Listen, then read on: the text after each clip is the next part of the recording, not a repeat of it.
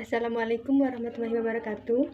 Nama saya Khairun Najwa, NIM 2011190363, kelas P3J, Prodi Pendidikan Agama Islam, Fakultas Tarbiyah dan Keguruan, Universitas Islam Negeri Sultan Taha Saifuddin Jambi. Dosen pengampu Pak Nisbis Syahbani. Mata kuliah Media Pembelajaran PAI. Di sini saya menjelaskan sedikit tentang akhlak tercela. Akhlak tercela kepada Allah Subhanahu wa Ta'ala. Akhlak dapat dikatakan sebagai akhlak yang Islami adalah akhlak yang bersumber pada ajaran Allah dan Rasul. Akhlak Islami ini merupakan amal perbuatan yang sifatnya terbuka, sehingga dapat menjadi indikator seseorang apakah seseorang muslim yang baik atau buruk. Akhlak tercela, riya dan nifak. Caranya bersyukur adalah dengan menjalankan perintah dan menjauhi larangannya, yang diwujudkan dalam beberapa akhlak terpuji terhadapnya. Kebalikannya adalah akhlak tercela atau akhlakul mahmumah, yaitu perbuatan yang menyimpang dari ajaran Allah Subhanahu wa Ta'ala, yang nantinya akan berdampak negatif baik bagi pelaku maupun bagi orang lain. Di antara akhlak mahmumah adalah riya dan nifak. Riya dalam bahasa Arab artinya memperlihatkan atau memamerkan. Secara istilah, riya yaitu memperlihatkan sesuatu kepada orang lain, baik barang maupun perbuatan yang dilakukan dengan maksud agar orang lain dapat melihatnya. Hal yang sepadan dengan riya adalah jumlah, yaitu berbuat kebaikan agar kebaikan itu didengar orang lain.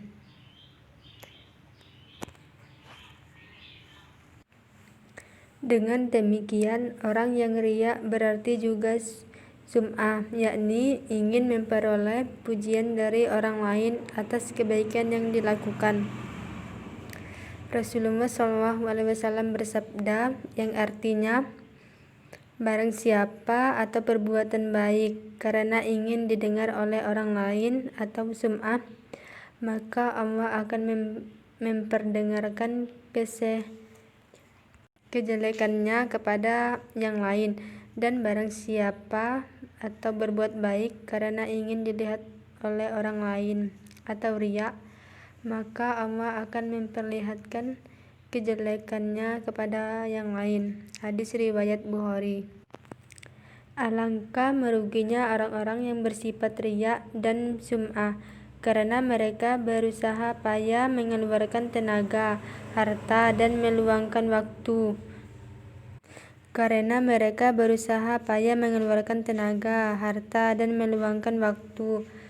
Tetapi Allah tidak menerima sedikit pun amal ibadah mereka, bahkan azab yang mereka terima sebagai balasannya.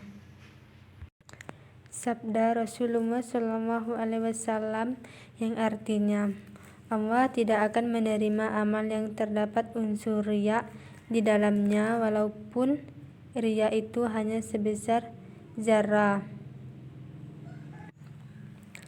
Allah memberikan ancaman bagi pelaku riya, termasuk ketika melaksanakan ibadah salat. Orang yang melakukan perbuatan riya diancam sebagai pendusta agama Islam, bahkan diancam dengan satu sanksi, yaitu neraka wail. Allah Subhanahu wa Ta'ala berfirman, yang artinya, maka kecelakaanlah bagi orang-orang yang salat, yaitu orang-orang yang lalai dari salatnya, orang-orang yang berbuat riya. Quran Surah Al-Ma'un. Allah juga berfirman dalam Quran Surah An-Nisa ayat 142 yang artinya, sesungguhnya orang-orang munafik itu menipu Allah. dan Allah akan membalas tipuan mereka. Dan apabila mereka berdiri untuk salat, mereka berdiri dengan malas. Mereka bermaksud riya atau dengan salat di hadapan manusia, dan tidaklah mereka menyebut Allah kecuali sedikit sekali. Quran Surah An-Nisa ayat 142.